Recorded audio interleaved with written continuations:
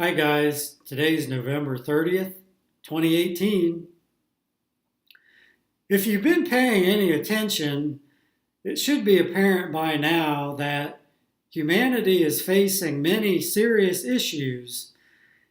And based on what I see, I think there's a very low chance that we will ever come to a coherent consensus on any of these things.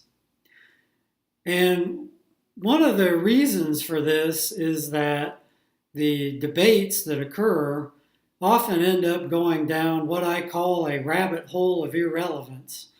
We don't really stay focused on the most pertinent issues involved.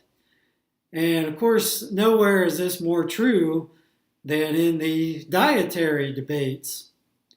So I will start with what I feel are the most relevant issues when you're trying to decide what to eat. First, we could just start with out-of-pocket cost.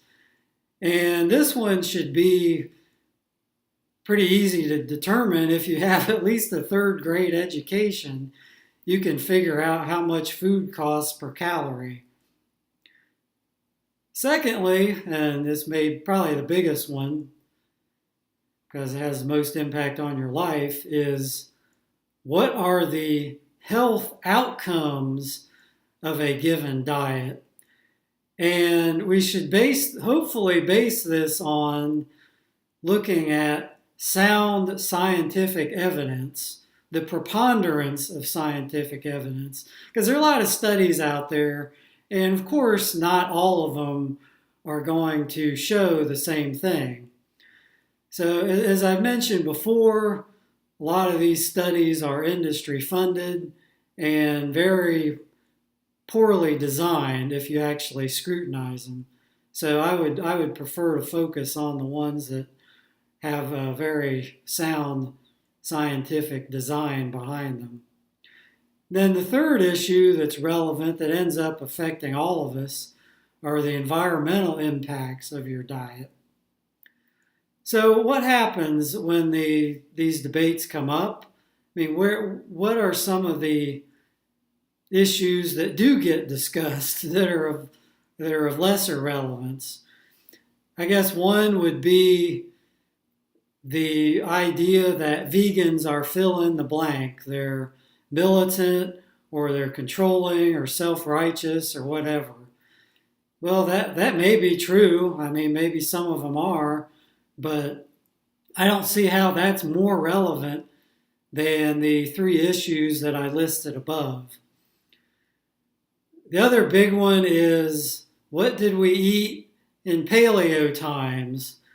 And of course, really, if you listen to the people who actually do study this, their conclusion is that we ate mostly plants. But there's no way we'll ever be able to nail this down definitively.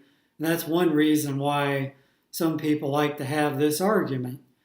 And it's not, the world today bears no resemblance to what it did 30,000 years ago anyway. So I would be more concerned about what is a viable diet today in 2018. Another one is, no culture has ever been fully vegan.